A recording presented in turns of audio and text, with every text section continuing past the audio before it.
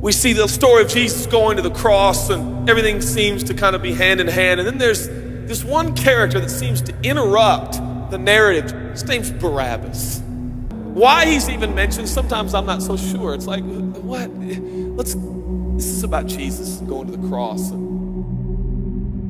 So in this moment, Pilate thinks, I hold the destinies of these two men in my hand. I know the Jews have a tradition that on a holy day, I will release one of the prisoners on death row.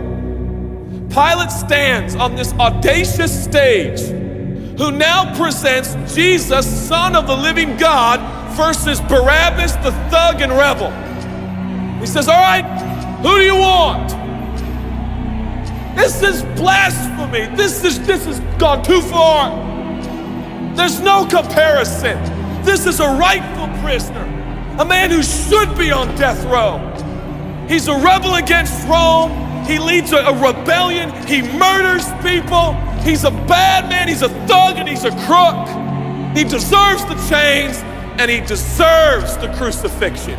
Jesus, what has he done but heal, restore, deliver, set free, open blind eyes, open deaf ears, heal the lame and the leper? What has Jesus done? Who do you want? We want Barabbas. Yeah, give us Barabbas.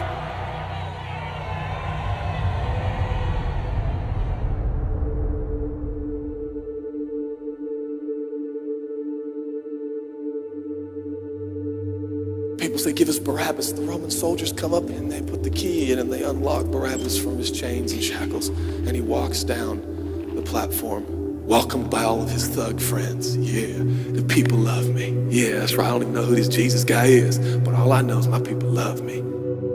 There's no record of him turning to Jesus and saying, I owe you everything now, for you have set me free. No, Jesus stood there, silent, for he knew the will of the Father. He said, it's fine, Father.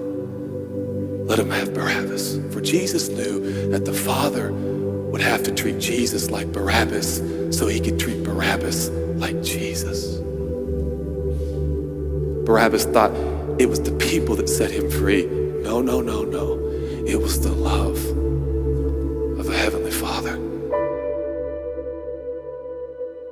I look at the story, I realize who Barabbas really is. That's me. That's you. That's us. And I felt, I was reading this the other day, and I felt God speak to me. I love Barabbas. I love him. But God, he's bad, man. I love him. For while we were still sinners, Christ died for us. God sent his Son for Barabbas. Even the one he knew would walk away from Jesus and his free gift and never come back. He loves him. And the nerve, the gall, and the audacity of believers to think, I got saved by grace, but now that I'm in this deep, dark place of bondage, I better work hard to get myself out. What? That's the opposite of the gospel. He's the one that stood silently on the platform with Pilate and said, yes, let him have Barabbas. Take me. How many times have I stood on that platform with Pilate and Jesus, and I'm the Barabbas, and they start to take my chains off, and I say, no, no, I deserve this. I deserve the guilt. I deserve the shame. I deserve the consequence. I deserve it. No. Your greatest challenge is believe in the gospel. Could it be that there's a God with a love so scandalous, so wide, so deep, so vast, so high, so expansive, so welcoming, so inclusive? Let me have your sin, son. Okay. And I give him my sin. And I stand in this empty space of forgiveness and acceptance while Jesus walks off to the cross that I deserve.